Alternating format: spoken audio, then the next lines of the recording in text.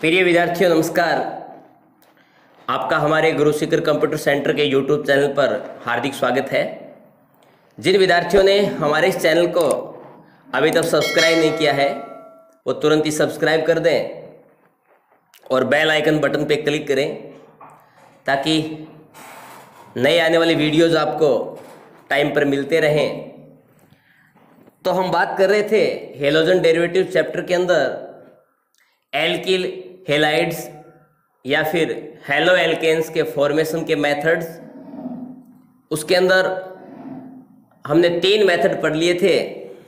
पहला आपका एल्केन से था, दूसरा आपका एल्कीन से था, तीसरा आपका एल्कोहल से था। नेक्स्ट जो बात करेंगे फोर्थ वो आपकी है हेलोजन एक्सचेंज मेथड। तो रिएक्शन है आपकी halogen exchange method. Halogen exchange method यानी हेलोजन विनिमय विधि। तो देखिएगा ये जो रिएक्शंस है वो रिएक्शन फिंकलस्टीन नाम के साइंटिस्ट ने दी थी। फिंकलस्टीन, इसलिए इस रिएक्शन को फिंकलस्टीन रिएक्शंस के नाम से भी जानते हैं। और इस रिएक्शंस की खास बात है, रिएक्शन के नाम से भी इंडिकेट हो रहा है। हेलोजन एक्सचेंज मेथड का मतलब ये है कि इस रिएक्शंस के अंदर एल्किल हेलाइड या फिर मैं बोल सकता हूं हेलो एल्केन, एल्किल हेलाइड यानी हेलो एल्केन से एल्किल हेलाइड का ही फॉर्मेशन होता है। एल्किल हेलाइड यानी हेलो एल्केन। तो इस रिएक्शन में हेलो एल्केन से हेलो एल्केन का ही फॉर्मेशन होता है, इसलिए इस रिएक्शन का नाम पड़ा हेलोजन एक्सचेंज मेथड। लेकिन ध्यान रखें इस रिएक्शंस के अंदर जो रिएक्टेंट होंगे वो रिएक्टेंट होंगे जनरली एल्किल क्लोराइड या फिर हम काम में लेते हैं एल्किल ब्रोमाइड। और जो आपके पास एल्किल हेलाइड जो प्रोडक्ट बनता है वो इस रिएक्शन में मिलता है एल्किल आयोडाइड। और इस रिएक्शंस के अंदर जो रिएजेंट काम में आता है वो रिएजेंट आता है जी सोडियम आयोडाइड। और इस रिएक्शंस के अंदर जो हम कैटलिस्ट काम में लेते हैं वो काम में आता है आपका एसीटोन। मीन्स एल्किल क्लोराइड हो चाहे एल्किल ब्रोमाइड हो वो सोडियम आयोडाइड के साथ एसीटोन की प्रेजेंस में यानी एक पोलर एप्रोटिक सॉल्वेंट की प्रेजेंस में रिएक्शन करके एल्किल आयोडाइड का फॉर्मेशन करते हैं। तो इस रिएक्शंस के लिए लिखें in this reaction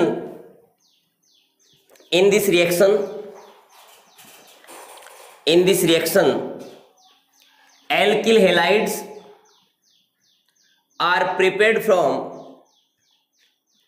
alkyl halides are prepared from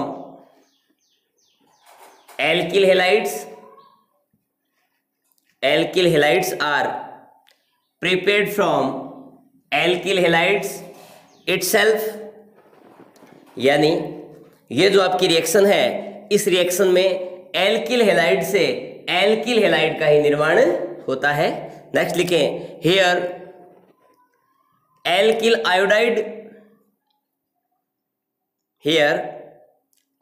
iodide is prepared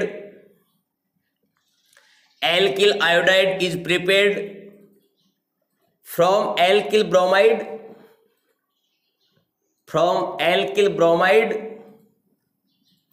or alkyl chloride, alkyl bromide और alkyl chloride.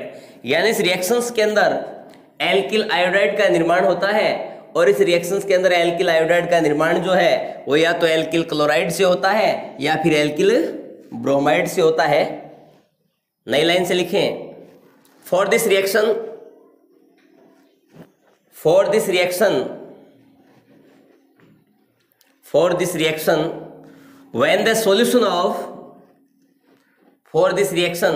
when the solution of chloro and bromo derivatives when the solution of chloro and bromo derivatives reacts with sodium iodide,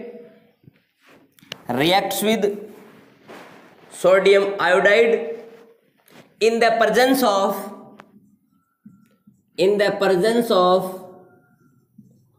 polar aprotic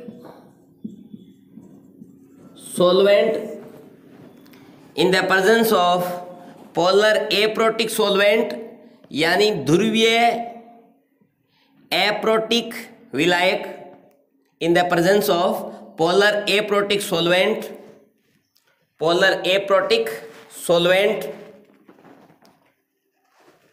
alkyl iodide is prepared.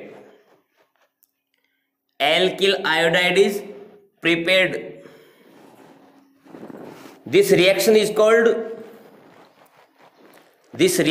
called Finkelstein reaction. तो मैंने ये कहा कि इस reactions के अंदर chloro और bromo जो व्युत्पन्न है उनकी अभिक्रिया सोडियम आयोडाइड के साथ एसीटोन की उपस्थिति में करवाई जाती है, तो एल्किल आयोडाइड का निर्माण होता है।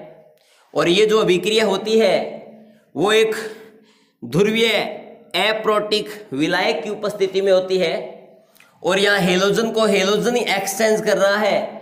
इट मीन्स ये जो रिएक्शंस होती है वो हेलोजन एक्सचेंज मेथड, या बोल सकता हूँ हेलोजन विनिमय विधि कहलाती है।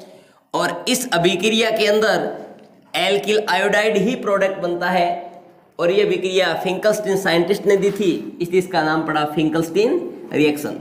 चलो इसके एग्जांपल्स की हम बात करें तो देखिएगा, फॉर एग्जांपल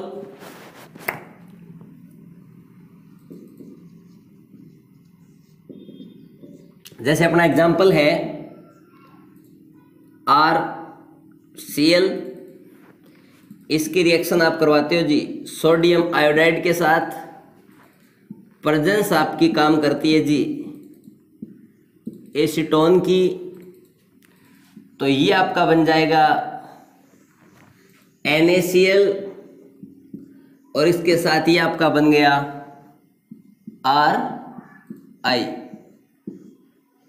ठीक है जी। फॉर एग्जांपल इसकी जगह हम CH3Cl लें, और वही आपका सोडियम आयोडाइड, प्रेजेंस आपकी वही काम करेगी सेम एसीटोन।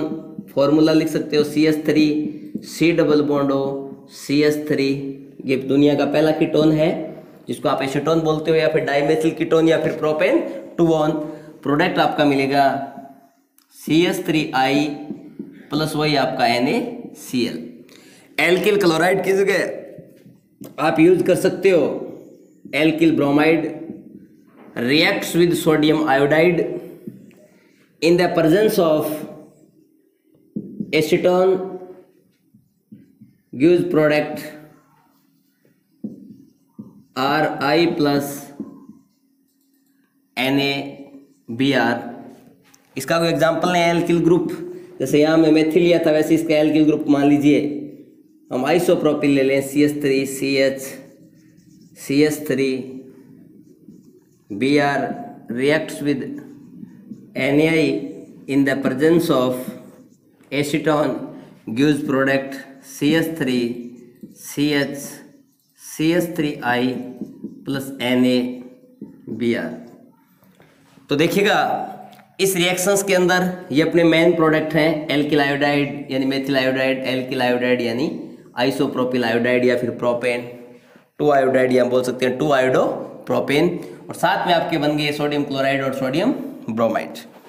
लेकिन ध्यान रखें इस रिएक्शंस के अंदर जो एसीटोन है वो क्या काम करता है, तो इस रिएक्शंस के अंदर जो आपका एसीटोन होता है उसका मेन काम क्या है, तो ध्यान से देखें एसीटोन जो होता है वो एक पोलर एप्रोटिक सॉल्वेंट होता है। ध्यान रखना आपका जो एसीटोन है वो एसीटोन जो है वो होता है जी polar aprotic solvent, polar aprotic solvent होता है, यानी ध्रुवीय एप्रोटिक विलायक होता है।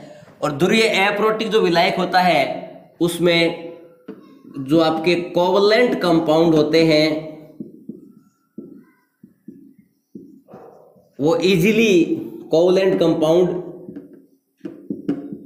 इजीली डिजोल्व्ड, यानी पोलर एप्रोटिक जो सॉल्वेंट होता है उसमें जो आपके कोवलेंट कंपाउंड होते हैं वो आसानी से घुल जाते हैं। तो पोलर एप्रोटिक सॉल्वेंट, एक आपका जो सॉल्वेंट होता है, जैसे मैं मान लीजिए काम में ले लूं H2O, तो ये आपका होता है पोलर प्रोटिक सॉल्वेंट। लेकिन ध्यान रखें इस रिएक्शंस के अंदर इस टाइप का सॉल्वेंट यूज में नहीं लेना है। ये क्या करता है, आयोनिक कंपाउंड इजीली डिजोल्व, यानी आपका जो पोलर प्रोटिक सॉल्वेंट होता है उसमें आयनिक यौगिक जो होते हैं वो आसानी से घुल जाते हैं। तो इस रिएक्शन में एसीटोन को क्यों लिया गया, तो देखिएगा आपकी ये रिएक्शन थी RCl, रिएक्शन करवाई थी आपने सोडियम आयोडाइड के साथ, आपने प्रेजेंस काम में ली थी जी एसीटोन। हमें जानना है कि एसीटोन की प्रेजेंस यहाँ क्या काम करती है, और प्रोडक्ट आपका मिलता है Ri प्लस NaCl। तो हमारे पास दो टाइप के ये हैं NaI और NaCl, दो प्रकार के रिएजेंट काम में लिए आपने इस रिएक्शन के साथ। तो आपका जो NaI होता है वो, और इसके अंदर एक NaCl है वो, इनके अंदर दोनों में कॉमन आयन है Na पॉजिटिव, इसमें भी Na पॉजिटिव है और इसमें भी Na पॉजिटिव है। तो Na पॉजिटिव से कुछ पता नहीं चलता, लेकिन हेलाइड आयन इसमें है आयोडीन नेगेटिव और इसमें हेलाइड आयन है वो है जी क्लोरीन नेगेटिव। तो आपने रूल्स पढ़ा था 11th क्लास के अंदर, फजान्स रूल। क्या पढ़ा था जी, फजान्स रूल। तो फजान्स जो आपका रूल था उस रूल में आपने ये पढ़ा था कि कोई भी कंपाउंड होता है उसमें कैटायनिक पार्ट होता है और एक एनायनिक पार्ट होता है। कैटाइन का साइज जितना बड़ा होगा, कैटाइन साइज है वो आपका जितना बड़ा होगा, कैटाइन का साइज जितना छोटा होगा, कैटाइन का साइज जितना छोटा होगा, और एनाइन का साइज जितना बड़ा होगा। कैटाइन का साइज जितना छोटा है, यानी जो धनायन होता है उसका आकार जितना छोटा होगा, और आपका ऋणायन जो होता है उसका आकार जितना बड़ा होगा। तो उस केस के अंदर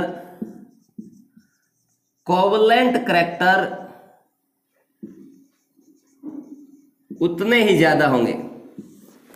यानी क्या कहा कि फजान्स रूल कहता है कि कैटाइन का साइज जितना छोटा होगा और एनाइन का साइज जितना बड़ा होगा। कैटाइन का साइज जितना छोटा होगा उसकी पोलैरिटी उतनी ज्यादा होगी, और एनाइन का साइज जितना बड़ा होगा उसका पोलराइजेशन उतना ही ज्यादा होगा, और वो कंपाउंड कोवलेंट करैक्टर शो करेगा। तो देखिएगा आपके पास कैटाइन तो दोनों में सेम है, कैटाइन से तो कुछ पता नहीं चल रहा, लेकिन इसमें एनाइन आपका कौन है जी, आयोडीन नेगेटिव, और इधर आपका एनाइन कौन है, क्लोरीन नेगेटिव। आप जानते हो फ्लोरीन, उससे छोटा, उससे बड़ा फिर क्लोरीन, उससे बड़ा फिर जी ब्रोमीन, उससे बड़ा होता है आयोडीन।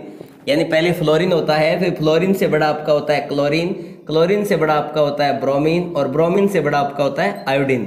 मीन्स यहाँ कंपेरिजन किस में है, I और Cl के अंदर है। मीन्स क्लोरीन माइनस और आयोडीन माइनस में बड़ा साइज होता है I माइनस का। I माइनस का साइज जितना बड़ा है, मीन्स यहाँ क्या कहा गया, कैटाइन का साइज तो हमारा सेम है, एनाइन का साइज जितना बड़ा होगा उसमें कोवलेंट करैक्टर उतने ज्यादा होंगे, और कोवलेंट जो कंपाउंड होगा ये आपका कोवलेंट कंपाउंड हो गया, और ये आपका आयनिक कंपाउंड हो गया।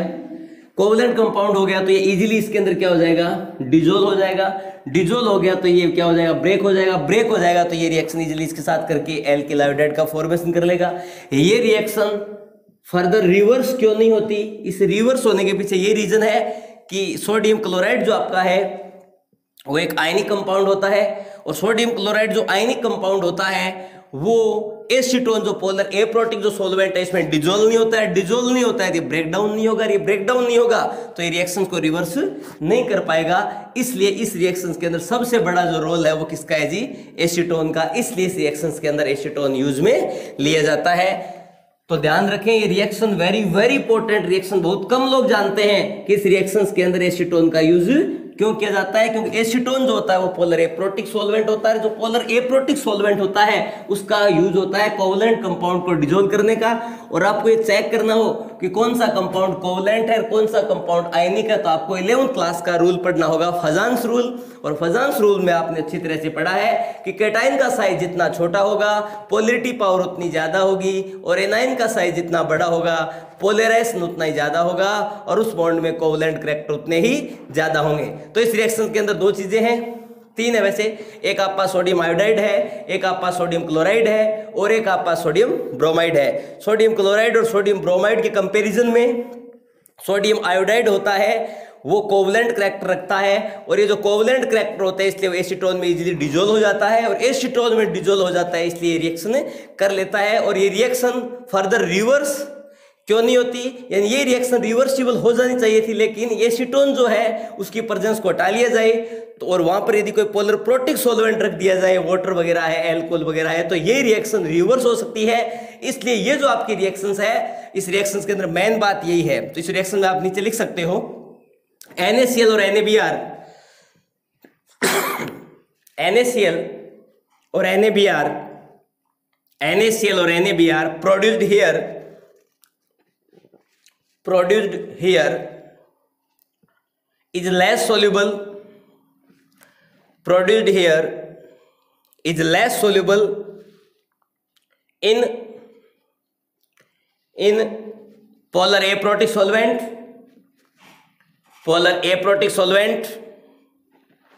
for example acetone, as compared to NaI,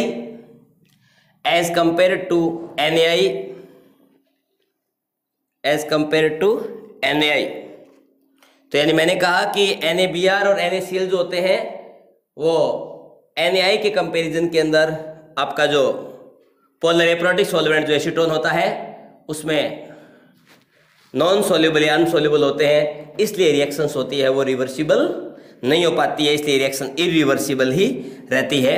इसी रिएक्शंस के अंदर आप देखो एल्किल क्लोराइड और एल्किल ब्रोमाइड से फॉर्मेशन तो कर लिया एल्किल आयोडाइड का, लेकिन आपको कभी भी एल्किल फ्लोराइड के फॉर्मेशन करना, और एल्किल फ्लोराइड के फॉर्मेशन का एक ही मेथड है, सिर्फ और सिर्फ एल्किल फ्लोराइड के फॉर्मेशन का अपनी बुक के अंदर एक ही मेथड है, जो आपकी रिएक्शन इसके अंदर होती है sword reaction.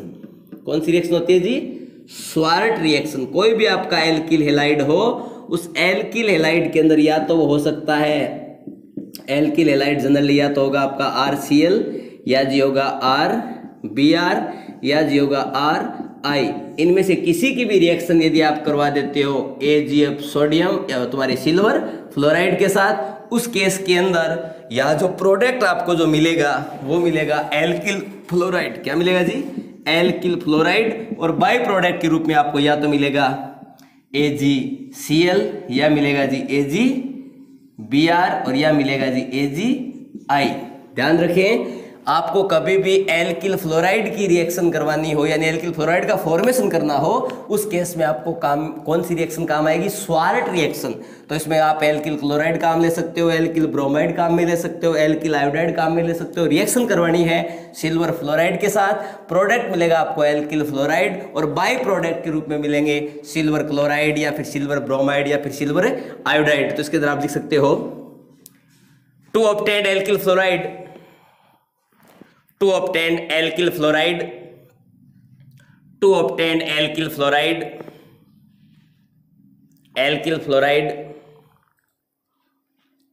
alkyl iodide or alkyl chloride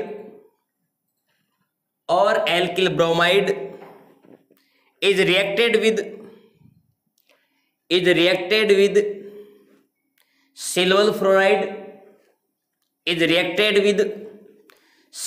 fluoride, and this reaction is called